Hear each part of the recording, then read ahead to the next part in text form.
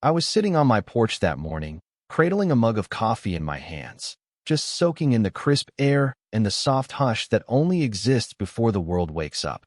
And that's when she barged into my yard. Not a knock, not even the courtesy of a hello across the fence, just boots stomping right across my grass, voice slicing the calm like a siren. Karen, clipboard clutched to her chest as if it were a weapon, face twisted up like she'd just stepped in something foul, declares, "Your hedges are a threat to this neighborhood's very existence. They have to go. Immediately." And in that moment, two things became crystal clear. First, she was absolutely nuts. And second, if she wanted a war over a couple of boxwoods, I was about to give her one that would make the HOA record books. She stood there, chest heaving, rattling off bylaws and aesthetic standards as if she'd personally drafted the Constitution, her eyes daring me to challenge her. You know what I mean? Sometimes you just have to let people talk themselves out, so I did. Let her go on and on about how the community's harmony depended on me hacking down a hedge that's been trimmed neater than most of the lawns in this cul-de-sac. When she finally ran out of steam, I just asked, "You got a ruler to prove that?" Because my hedges are a good foot inside my property line. The flush that climbed up her neck told me she didn't have a leg to stand on, just a mountain of ego. That was the spark, the one moment that would set off a firestorm. Within days, what used to be a peaceful neighborhood turned into a battlefield. I'm talking passive-aggressive notes taped to my door, citations with threats of fines, legal letters folded crisp and stuffed into my mailbox like she thought I'd be scared by fancy letterhead. Karen would walk the block with a walkie-talkie, like she was running a one-woman military operation. She even called the sheriff on me, twice in the first week. First it was, his hedges block drivers' visibility, even though the nearest stop sign's a football field away. The second time, he's harboring vermin. I saw a squirrel. The deputies looked as tired as I felt, muttering apologies as they left. It was never about the hedges. It was about power. Karen wasn't just fighting a bush, she was fighting anything she couldn't control. And man, you have to find the humor in it, or you'll go nuts yourself. I'll never forget her marching across my lawn in the middle of a rainstorm, umbrella flipping inside out, screaming through the downpour for me to cut the hedges immediately. I just waved at her from inside, sipping tea while she flailed in the mud. The mailman got dragged in too. She cornered him about my greenery blocking the sidewalk. He told her, "Sidewalk's clear, ma'am." She stomped away, muttering about conspiracies. Neighbors started to whisper, in driveways, at the gas station, some rooting for me, others scared she'd turn on them next. By the end of the month, the street was split. Karen's people hid behind blinds, but you could tell the tide was turning. Even the board started looking sideways at her, embarrassed but too chicken to actually say anything. And as for me, every time I passed those hedges, I felt more determined. They weren't just plants anymore, they were a stand. Karen's escalation was a masterclass in pettiness, threatening $1,000 fines, claiming my hedges tanked property values, even saying they'd start foreclosure. You ever get a robocall from an HOA? I have. She had board members measuring the grass at sunrise, snapping pictures, running tape measures along the curb like they were surveying the border of a hostile nation. And every time, I asked, "You got a warrant?" They'd just shuffle, embarrassed. The twist? One night, I'm out back and I notice a guy I'd never seen before. Turns out he's Karen's cousin, flown in from out of state, acting as a neutral consultant. His whole job? To document the hazards of my hedges. He barely made it halfway through the yard before he stopped and said under his breath, "Man, you know you're in the right, right?" He winked and left Karen seething. I started fighting back with facts, not fists. County deed, zoning codes, every single city ordinance printed, highlighted, ready.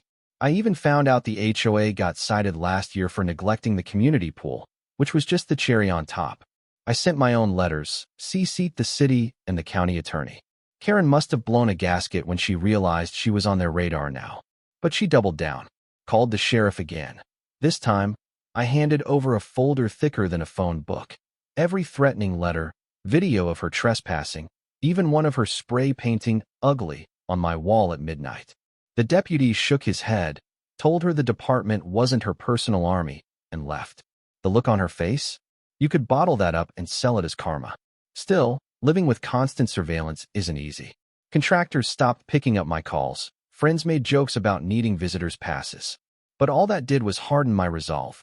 If Karen wanted to turn this into a siege, I'd answer with a fortress. That's when the idea hit me. If Hedges were her problem, maybe it was time to build something she really couldn't budge.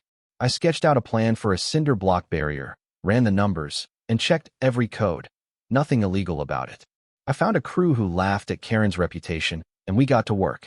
First day of construction, the whole block turned out to watch like it was the Super Bowl. Karen stormed across the lawn, shrieking about violations. I handed her my permits, and she nearly exploded. You ever see a grown woman try to stop a wall with sheer outrage? It's something. She called in an inspector. He took one look, checked my documents, said, "Looks good," and left. Karen just stood there, mouth open, as the wall went up brick by brick. Of course, sabotage followed. Nails on the driveway, canceled deliveries, nasty notes. Always anonymous, but everyone knew. I installed cameras. Sure enough, caught Karen red-handed, flashlight in one hand, phone in the other, muttering about structural violations. At 2 a.m. neighbors started siding with me out in the open, some even bringing cold drinks to the crew. Even a retired contractor said, "Wall's the best thing to happen to this street." Karen held emergency HOA meetings, pushing new bylaws, trying to retroactively ban walls. She flung accusations, pounded the podium, but now board members questioned her spending. Someone finally said, "Why are we still fighting about one guy's hedge when the pool's been closed all summer?" The murmur in the room was louder than her gavel. Then came the lawyer. HOA funds used for a cease and desist. I answered with a thick binder, copies to the mayor and building inspector. The lawyer wilted. Karen tried the city council next, ranting in public comments. Even the local paper ran a column, calling it the Great Wall of Suburbia. She was famous now, but not in the way she wanted. She finally crossed the last line. A lawsuit in county court, claiming my wall caused community degradation and aesthetic harm. Yeah, that happened. I called up my neighbor, the retired lawyer, and together we countered with everything. Every threat, every video, every violation. When the day came, Karen marched in, all bluster and suit jacket. The judge? Not impressed. Our side was all evidence, all facts. Her side, just drama. Neighbors showed up to testify about the fines, the bullying, even the time Karen tried to block a wheelchair ramp. Each story made the judge frown deeper. Financial records showed she'd spent thousands in dues without approval. The judge called for an audit. And when we introduced evidence of the HOA's debts I'd quietly purchased through a holding company, the room erupted. I explained I now held the association's financial reins. The shift in the room was palpable. Board members who'd cowered suddenly looked at me like I was the cavalry. In a single night, the spell broke. Karen shrieked, but her loyalists melted away. I rewrote the rules, cut fines, focused on real repairs. We fixed the pool, cleaned up the park, threw a block party. The cinder block wall. Kids painted murals on it. It became a symbol, not of defiance, but of freedom. Karen, stripped of power, tried one last stunt, sneaking over at night, hammer in hand, caught on camera.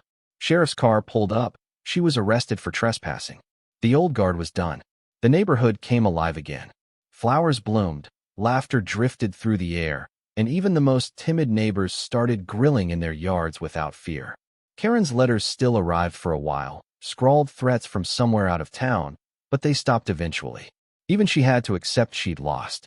And as for me, I signed over the HOA debt to the community, walked home past the wall that started it all, and realized what we'd built wasn't just a barrier. It was proof that you don't have to bow to bullies. Ordinary people can stand up, dig in, and turn a petty feud into a turning point for everyone. The wall stands strong, a monument to what we endured, and a reminder. Sometimes, all it takes is one stubborn homeowner and a little concrete to turn tyranny into dust. So what do you think? Was I right to stand my ground, or did I just stir the pot and make it worse? Drop your thoughts down below. Tell me where you draw the line when it comes to standing up for yourself or your neighborhood. And hey, if you've ever dealt with a Karen of your own, I want to hear those stories too. That's how we learn, right?